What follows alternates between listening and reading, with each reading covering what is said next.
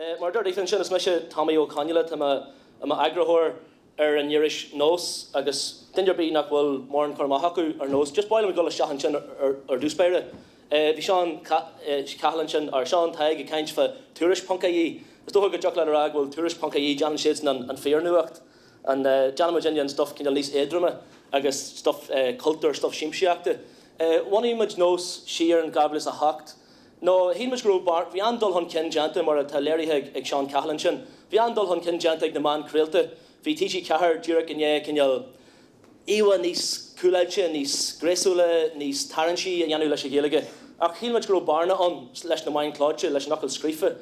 Nach grow nor dol hon ken janta leis knuckle scrífa agus hí much grow gal a cinneal irish chnásta cuamsathe a phlé cursi cinneal simna clutchinta an tail agus maracan sibal ar a ward cinneal cursi cultúr, ceol, scanan, seacnoliaachta, cursi na man commerceaide, cursi taistil, cursi coliaachta fiú, is freisin leis an Gaeilge, na rulí seo le a phlé. Agus sin an concaptíh hirda. Nuair a chumis túsla nós irish clóide bhí gceist, anis níl si ach ar fáil Ar-Líne, chumis suas beidir trí scéal lá. Agus sílamgur is dócha gur féanaise nós ar an ré íogatach, gur hosaimid amach mar luchan clóide, ach drar le sa seach nó ach mléana dearanathe gro na harthe commotion nach gro kind no brainer vi an mas men lat Jericholer Ar-Líne Mheáin. Agus shahas go seach hin men scale nos mas men lat hílme gemeinig chat le codgus modern stuff a vi ratchet na lads agus vi so sílan go rahime gannime kindal ganarkime ar ruddy ar get the bug exo ma higlums an PDF shot I'm sure. Shahas go seach mar germse kindle scale nose. Boilem are just couple of concap, couple of swinu, couple of better skagu no clenu no angle ella or an concap shaw or re yigata. Could you have a guest egeshin doing ye mar vine Gaeilge agus an focal shaw smile on focal shaw well hulishiv rend if taggers the rave lodge by fela nuig tarlu RAVE elofada IDE shaw rod ella mishenik tarlu in Sacerdu and kid Rio and Yarnamage kindle Rudding Castle Electric Picnic actually van the Gaeilge. Charlotte Ella went to suggest better cut the knuckle Kierna and Rave Lodge, a Ravera agus Rave Lodge le Kayla. Agus Stohugger Shin and Ray Yigatach Shin Smilem say la Kindle Karshishianu and Ray Yigatach. And Kirod a Jarhin Nagrol Galore Jarfak to Shomra so Kermatus Leshle, Rudding and Jarfak, Charlotte Rudda Dirch and Dalai Lama. Tanismo Gaeilge Excreo agus a Leo, Agnismo Dinianish, na ag Ian Ella. Star na Changa agus sin an Dalai Lama sin ag leo nós Tomaí agus ag arc ar Todhchaí cahar agus a leo tuirish in San Carnial. Ar ruglan na bhí heiscinna ní urch an Dalai Lama sin ach is fáin te clistia atá agus do mar ó Gaeilge sin rud a Jared agus rin Seán Taig Tigerstone sin tá sílan go sin omlan fear agus is léirú ar an stad in na bhfuilmuid. Tá níos mó ní amháin go níos mó Gaeilge a leo a bhuihas le tuirish Tomaí le nós agus na kindle na main hoisiilde at níos mó Gaeilge a scríú fásta.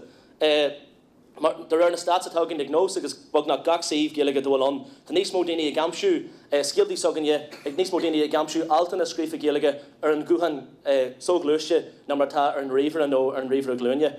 Tá níos mó daoine ag checkstel anis, tá sé go se ar Twitter, fecum sa glór daoine an seo bhí an gríomhach ar Twitter. Tá glór tá chuid dearthain nóha faoin géad da ma chuid commerceaide héan ar Facebook trí bhean na Gaeilge. Seo an dair bhfuilmuid agus seo fiche séideag nar churann mud golóir cainte faoi afheoch an na Gaeilge faoin níirí amach faoi kindle stad ina bhfuilmuid mar hir, mar náisiún, mar fásta, mar phobal Changa.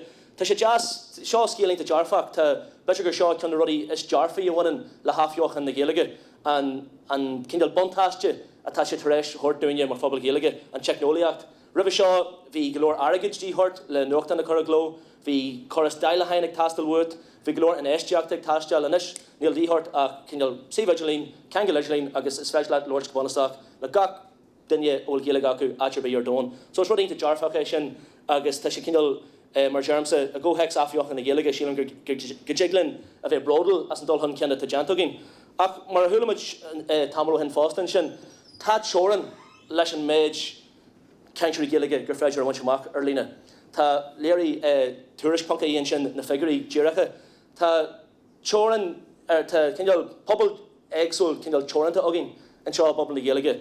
Tá an críphobal a bhí an gúsaid na Mheáin hóisiilta, a bhí an gléo nós, a gléo túris, go bhí an garcar Todhchaí chathair, an céige míle sin mas mén leat nó níos lú. Tá bhád níos mó daoine eile an bhaon sin a bhfuil Gaeilge acu ach nach bhíon nach mé an gúsaid na Mheáin Gaeilge, nach bhíon a gléo an éon chóir, nach bhíon a géisteach, nach mé a géisteach le Ar-Líne, nach mé ag brathnú ar Todhchaí chathair. So caiimiid sin a ahans agus sílam héin ar tamid géirí na Mheáin Gaeilge as amachchan seo, tá sé dúchanach ach an neothar dar lomsa na seo daoine óga.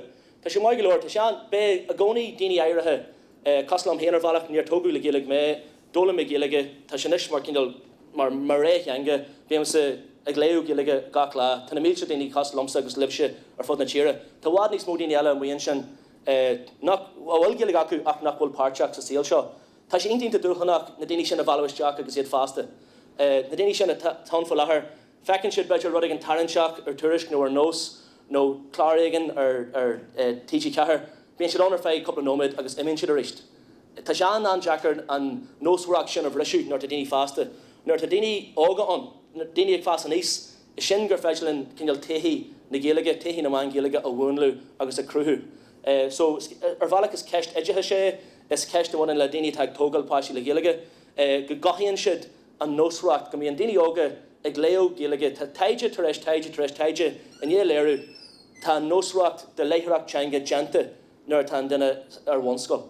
So arís tá sé ráiteach amhanana ghfuil daoine ar leitheán a bhrisin sin, ach den chuide mó tá an teanga ina léon duine, tá sé granta an inchin an inchní daoine nuair tá sé an óg. Agus muna anamid sin inis mar phobal teanga ní bheith léithirí aginine ag na Mheáin Gaeilge amachchan seo. Ag an 10 bliana, ag an 5 bliana, mana bhfuil an obair seo deanta inis ar an talús na scolanna, na Todhchaí, mana bhfuil daoine tógal páisí le Gaeilge, ní bheith aon duine an go bunasach, nó ní bheith fás an Ar-Líne daoine atá ag úsáid na Mheáin Gaeilge, atá golasteach an sin agus ag bunt lásastú agus a chur leis an phobal. nó ar bhealach ar golóir bailí is tócha, tá bhád níos mó gceist leis na Mheáin Gaeilge na ddíreach Mheáin Cumarsaide a chur an serviceir fáil. Teanga vinlíthe ar bí, min teanga ar bí, atá faoi stros, atá faoi bhrú. Tá bhád níos mó gceist leis, is cinneal na Mheáin Gaeilge is ambassadórí na Mheáin Gaeilge ar an phobal. Fásta sílam go sé gceist nó beceart go sé mar sprach acu, go sé tógal pobal fásta nó gan an pobal ní bheith na Mheáin an, so tá ról ag na Mheáin an pobal a thugail ag an am céarna, ní bhhain ddíreach service ar chur fáil, agus sinning de saltúir sin posta gom héan sin rud a dhéanam ó lá go lá, ach tá cinneal ról eile an agus caiimiid bheith ardalachar sin sílam san amatá macróin. So ma dinne ceint go ddíreach ar an réamhláid seo ar úsáid na Mheáin sóisialta ach go háirithe, agus ar an réaltacht iarúil seo an virtual reality. In amí bíimiid a deanú ceilirthe, go bhfuil an origin daoine ar Twitter, an origin daoine ar Facebook, go bhfuil líon, Master Santaach sláintúlagin ag léú na Mheáin Gaeilge Ar-Líne. Bíon cinneal ará, seán muid tá sé deanta agin, tá pobal bríomhar Gaeilge agin Ar-Líne.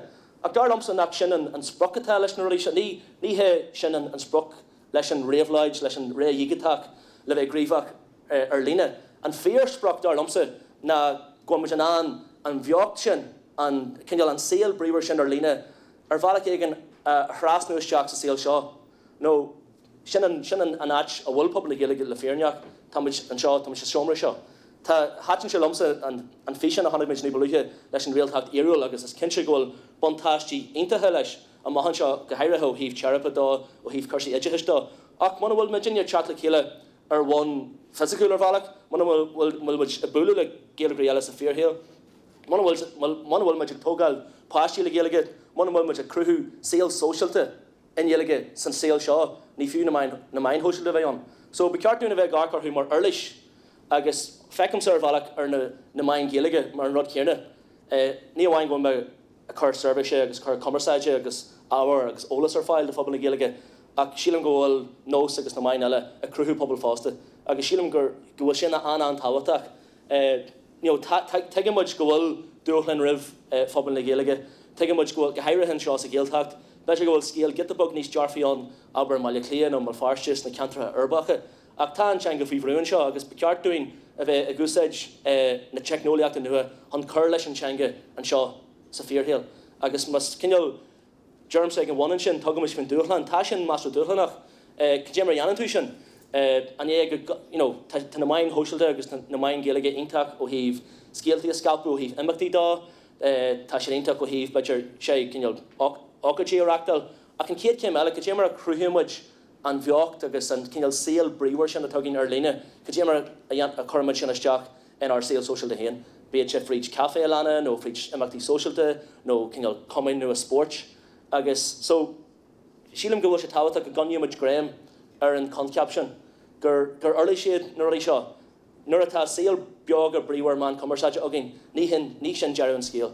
Nuair atá áisina ide hisúla sa réalteach iarúil agin, tá sé iontaach bhí sin ar a codú, ach sé an fear céim nó an fear gúthlan na an cinál úsáid sin, an bontáise sin a thuirt dúine mar phobal, anas go mé pobal physicúil san éarthail Gaeilge láidir agus níos bríomhra agus níos cinál Jeannie Macula a mahan seo. So sin cinál scéal ar chorthaige más ar gonta, ach bhí mar ddíireach géirí cinál coidse na charmí sin a scalpú agus beidir go mé play agin ar sin ag dearan le. So gur míle maigah agus banna í soltas an coideile ná.